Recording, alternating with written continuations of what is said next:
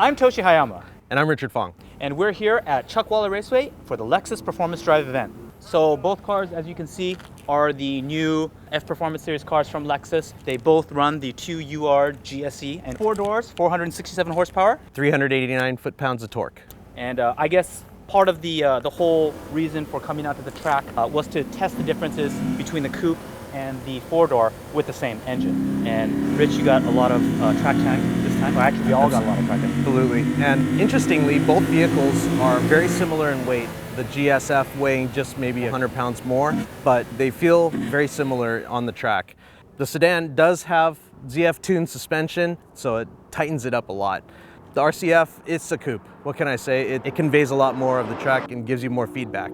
Well, I mean, it's comparing apples and oranges. You got two cars with the same engine, totally different purposes. When I drove the RCF, the first thing that struck me was quick response. And I know when we had one at the office, it's not a high-powered, like 800 horsepower, full-blast turbocharging car. I mean, it's got a strong response, strong power back.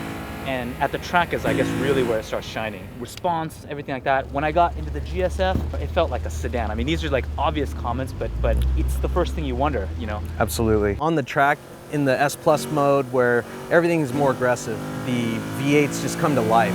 The variable valve timing system, it feels like the old Honda VTEC, didn't it? You know, you can kind of hear where the valve timing changes, and it just gives you that little extra push, especially when you're exiting a turn. And in the sport mode, both vehicles, to me, respond quite well. I mean, they automatically rev match on the downshifts, and when you're decelerating on the acceleration, you feel a little punch at the end, but it's not so violent that you lose it, at least not with the traction control on. Yeah.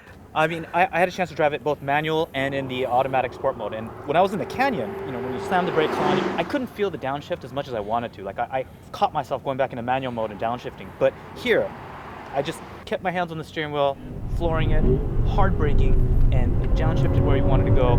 As you're coming in the corner, push it a little too hard and the traction control comes and it really brings you back in. And I think that, you know, purists might not like it, that's why there's manual mode, but in this sport driving mode, it's a lot of fun. It's a lot of fun. And that also brings me to another point, is the torque vectoring system. Both of these vehicles that we drove were equipped with it, and they really are a pronounced difference in the way the vehicle behaves on track. Torque vectoring being where an electric motor is actually back there helping accelerate the outside wheel in a turn to kind of help rotate the vehicle through.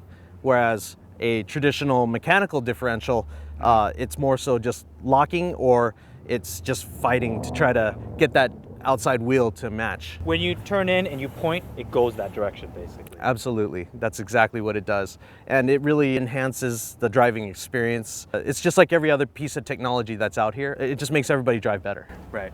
I think when the engineers were talking about the development of the car, the original thing that they said was ease of driving for everybody, good performance, reliability, and the sound of the exhaust, the engine, V8. It's all about driving pleasure. And I think the way that they built the car and the execution, Lexus nailed it. Had a lot of fun driving these two cars. Sun's going down, so we'll try to squeeze in another laps, but definitely highly recommend. I personally still coupe. I like the RCF, but if I had a family and everything, this isn't a bad deal at all. So. Yeah, and for me, I'm more of a track guy, so I have to admit I'd be kind of leaning more towards an RCF as well. But I'll tell you what, if you're a weekend warrior, you can't have both, a GSF will take you around the track plenty fast. Okay. All right, thanks.